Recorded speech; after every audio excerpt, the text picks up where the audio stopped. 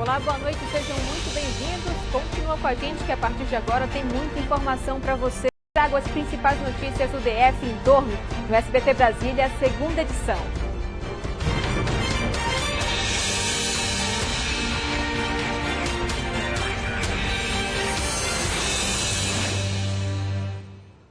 Mais segurança nas transações via Pix. Foram anunciadas novas regras para esse tipo de transferência super usada por muita gente. Basicamente, o Banco Central vai repassar aos demais bancos um maior número de informações para que seja possível comparar os dados das operações e diminuir as fraudes. Leonardo Ferreira, boa noite para você. Conta pra gente, que medidas são essas?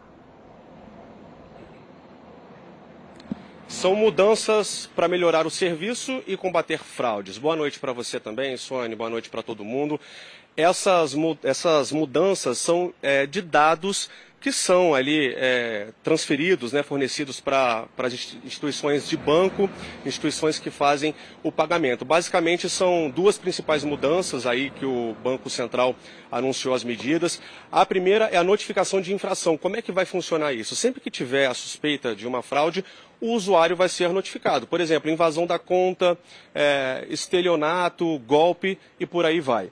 A outra medida é a consulta de informações de segurança. Com isso vai ser possível ter dados sobre a quantidade de infrações de uma conta laranja, por exemplo, ou ter acesso também aí à informação de quantas contas são vinculadas a um determinado usuário. O Banco Central anunciou várias medidas, essas duas são as principais. E lembrando que essas mudanças começam a valer a partir do dia 5 de novembro. Sônia. Obrigada, Léo. Tudo que vem aí para trazer mais segurança é sempre bem-vindo, né, gente? E ó, uma farmácia no Sol Nascente foi assaltada em plena luz do dia. Foi hoje à tarde. Sem perceberem que estavam sendo filmados por câmeras de segurança, dois homens encapuzados entram e vão direto para o fundo da loja. Um deles volta, fecha a porta de vidro e anuncia o assalto. Eles levam a funcionária para a parte de trás do estabelecimento. Logo em seguida, eles vão até o caixa e pegam o dinheiro. De acordo com os funcionários, os homens estavam armados. Eles levaram também alguns celulares e medicamentos de uso controlado. O dono do comércio registrou o boletim de ocorrência. Até agora, os criminosos não foram encontrados. Você costuma olhar direitinho a qualidade dos alimentos na hora da compra? Por exemplo, já conferiu os ingredientes do presunto, gordura, colágeno? Pois é, a partir de hoje tem novas regras para a produção desse embutido. O Ministério da Agricultura quer garantir um presunto com mais proteína na mesa. Amanda Mustafa. As regras valem para a fabricação de presuntos que são feitos de carne suína ou de aves. A determinação do Ministério da Agricultura é garantir mais proteína no produto. O percentual mínimo para presunto suíno até agora era de 14% e a partir de hoje sobe para 16%. Já para o de ave será de 14%. A norma também limita a proporção de colágeno a 25% no caso do presunto suíno. Mas para o de aves, esse limite é menor, fica em 10%. Outra exigência é que carnes moídas não podem ser usadas na produção de presunto cozido superior. Os frigoríficos vão ter 1 ano para se adequarem às normas e, de acordo com o Ministério da Agricultura, essa padronização deve garantir a qualidade das carnes usadas na fabricação dos presuntos. Se vem para melhorar e não aumentar muito o preço, é sempre bem-vindo, né? Com certeza, né, gente? E foi sancionado hoje o reajuste de 18% para servidores do GDF. Esse aumento vai ter um impacto de R$1 bilhão neste ano aos cofres locais. Cerca de 220 mil servidores vão ser beneficiados com essa medida. O aumento anunciado pelo governador do DF, Ibanez Rocha, foi de 18% para servidores públicos. O pagamento será dividido em 3 parcelas de 6%. Diante do percentual, muitos possam questionar se não dava para ser mais, mas foi feito dentro de um estudo, dentro da capacidade financeira do Distrito Federal, sem prejudicar o andamento das obras, sem prejudicar o andamento dos atendimentos assistenciais. Funcionários que ocupam cargos comissionados também serão beneficiados. O pagamento será de 25% de uma só vez. O mesmo valor do primeiro escalão do GDF. É uma medida que não só busca recompor o poder aquisitivo dos servidores públicos do Distrito Federal, como também é uma medida que impulsiona a nossa economia, ainda tão dependente do setor público. O presidente do Sindicato dos Servidores Públicos do DF comemorou o anúncio do governador após quase 8 anos sem reajuste salarial para a categoria. O início, uma esperança de que a gente venha realmente valorizar esses 210 mil servidores que hoje compõem o quadro de servidores do Distrito Federal. Mas esse reajuste não atende às exigências dos professores que pedem, além do aumento salarial, a convocação dos aprovados em concurso público e a reestruturação da carreira do magistério. O secretário de Planejamento, Orçamento e Administração disse que ainda aposta no diálogo para resolver esse impasse antes do início da greve, marcada para o dia 4 de maio.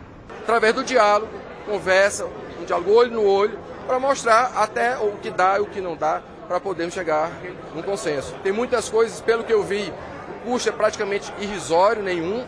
Tem outras coisas que não tem como negociar, que o impacto é muito alto, passa de bilhão. A Polícia Federal prendeu um homem que produzia, armazenava e compartilhava pelas redes sociais diversas fotografias contendo pornografia infantil. O mais grave é que durante as investigações, com o apoio da Polícia de Repressão a Crimes Cibernéticos e agentes internacionais, a polícia descobriu que o material era produzido na própria casa do suspeito e que as menores que aparecem nas imagens e nos vídeos eram as próprias filhas do homem. A operação continua para descobrir com quem ele compartilhava esse material. Já ouviu falar no falso leilão? A vítima dá um lance em um carro, acha que está fazendo um bom negócio, faz o pagamento e só depois descobre que tudo não passava de um golpe. Há 4 anos, a Graziela comprou um carro em um leilão, pagou e recebeu o veículo tudo certinho. Na semana passada, ela recebeu uma mensagem dizendo ser dessa mesma empresa, a convidando para um novo leilão. A motorista de aplicativo entrou no site, escolheu o veículo e deu o lance. Na segunda-feira eles me ligaram cedo, olha, Graziela, você tem até 4 horas da tarde para poder fazer o pagamento, senão você vai pagar a multa, os juros, né?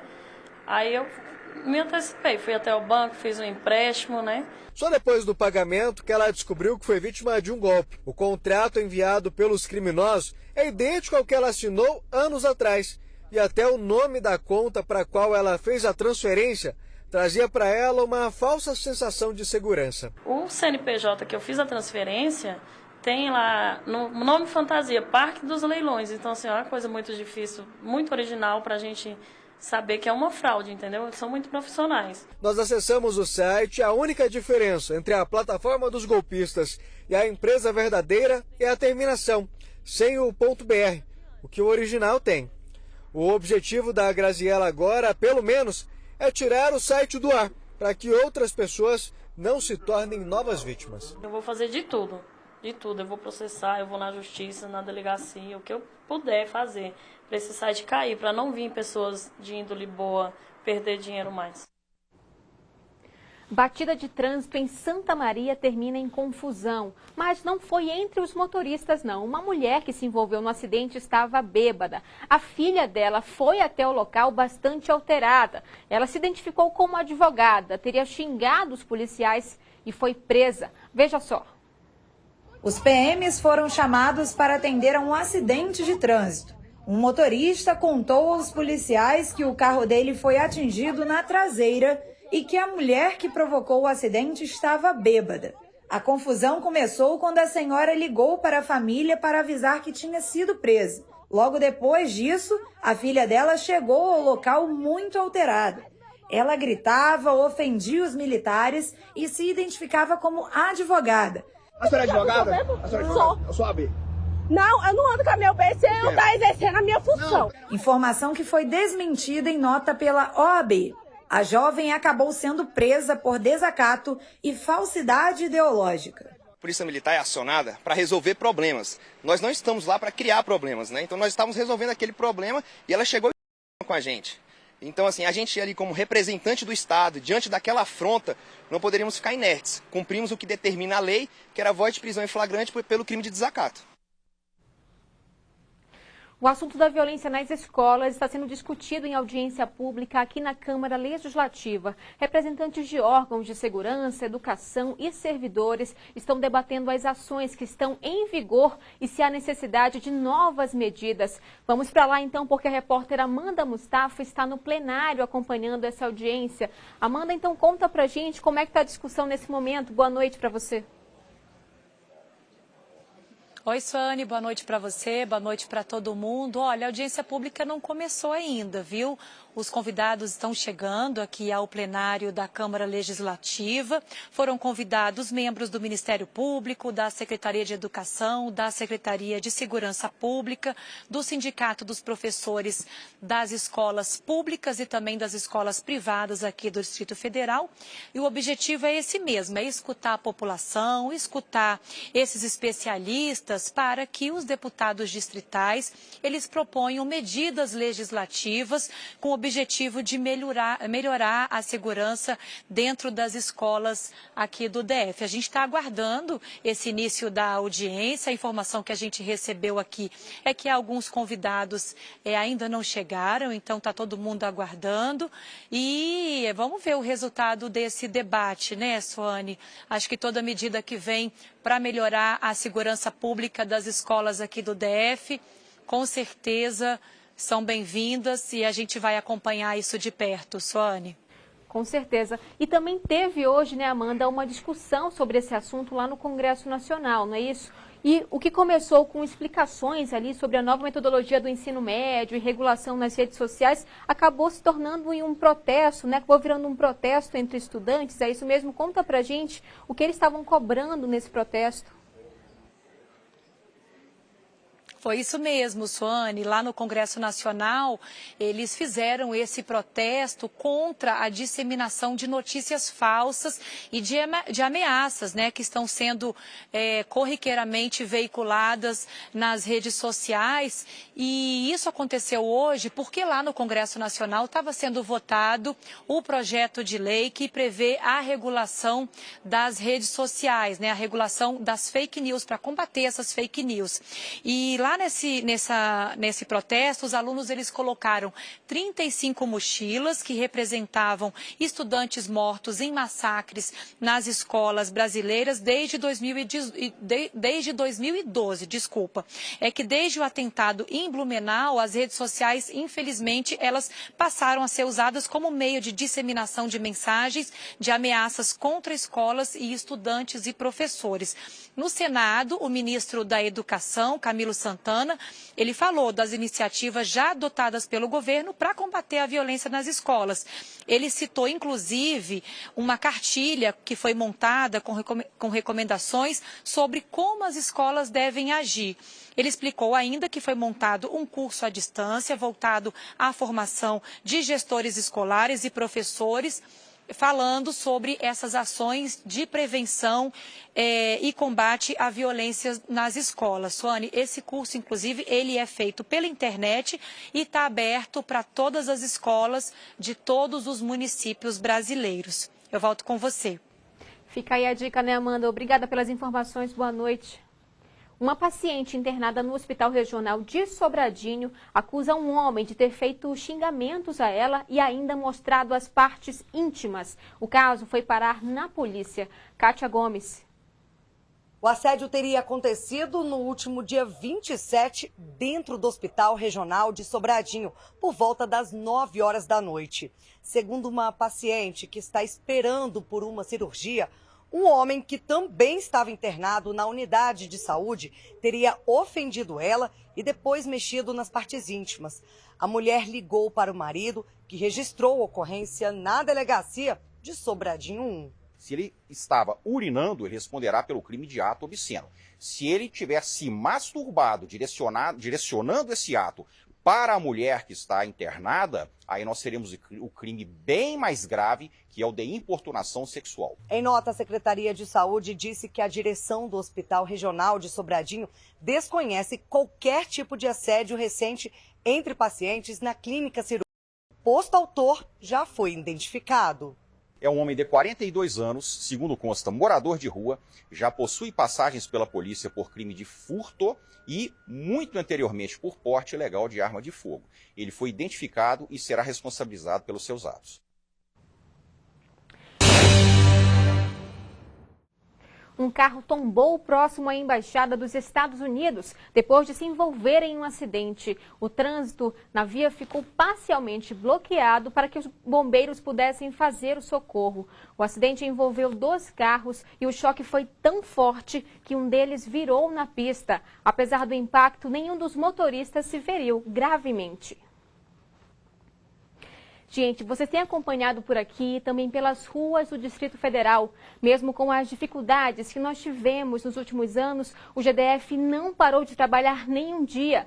Nesse tempo, o GDF colocou em andamento obras que melhoram as cidades e dão novos empregos para os trabalhadores. Você pode ver por aí também escolas novinhas para as crianças, tesourinhas reformadas e escolas técnicas para ajudar as pessoas a conseguir um novo trabalho. O GDF também cuidou da população ao investir em saúde, construindo novas UPAs e UBSs e contratando mais de 5.000 profissionais de saúde. Além de tudo isso, criou o maior programa de proteção alimentar do Brasil, o cartão Prato Cheio, que acaba de ser ampliado para atender 100.000 famílias. Mas, pessoal, ainda tem muita coisa boa pela frente. O túnel de Taguatinga vai ser inaugurado muito em breve para melhorar a vida de toda a população da região. Ao longo deste ano, ainda tem várias novas entregas e muitas conclusões de obra. E aí você vai ver, para o DF, o melhor começa agora.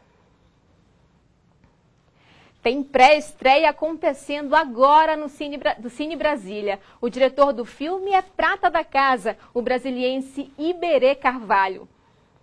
O Homem Cordial traz críticas à sociedade brasileira atual, principalmente sobre os impactos das redes sociais. O longa tem como protagonista o músico e ator Paulo Miklos, interpretando Aurélio, o líder de uma banda de rock fictícia e que traz em suas músicas questões sociais. Na noite de retorno de sua banda aos palcos, viraliza na internet um vídeo que o envolve na morte de um policial militar. Ninguém sabe o que de fato aconteceu, mas o astro passa a ser alvo de grupos radicais. O filme trata outros temas, como racismo, crescimento do discurso de ódio e linchamento virtual.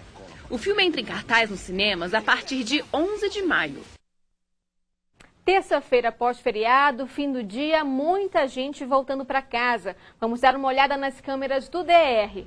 Olha ali a estrutural na altura da cidade do automóvel, pista cheia. A gente vê realmente um tráfego de carros muito grande e lentidão na pista. Lembrando que nesse horário ela fica liberada nas 2 vias, mesmo assim, né, a gente vê então esse trânsito pesado aí para quem está seguindo para Taguatinga Sul, para Ceilândia. Então é ter paciência, né, gente, nessa volta para casa.